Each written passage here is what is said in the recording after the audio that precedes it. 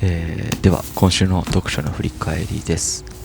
今回はちょうど読み終わった吉田修一さんの新作タイムアフタータイムについて話そうかなと思います。でまずあらすじを簡単に紹介すると、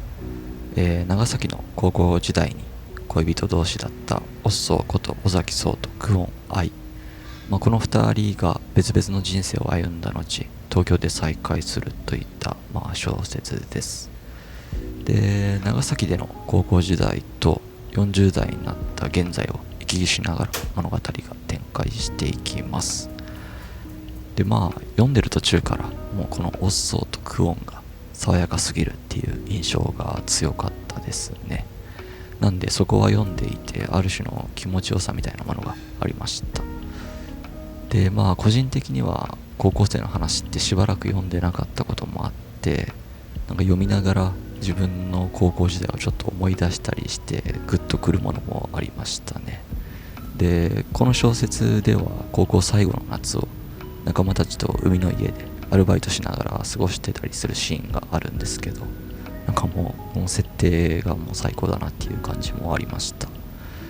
で自分も高校生の頃自転車で10分ぐらいのところに海があったので、当時何をするでもなく海に行ったこととかを思い出したりして、途中で読むのやめたりとかしたりしてましたね。で本としては分厚さがある作品だったんで、最初登場人物や流れとか気になるところをメモしたりしながら丁寧に読もうとしてたんですけど、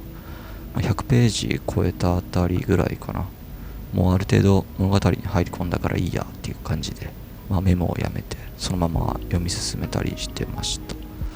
なのでそれくらい入り込みやすくて、500ページ超える作品なんですけど、体感はあっという間でしたね。そうですね。なのでこの夏爽やかな物語を読みたいという方にはおすすめな一冊かなというふうに思います。はい、以上今週の読書の振り返りでした。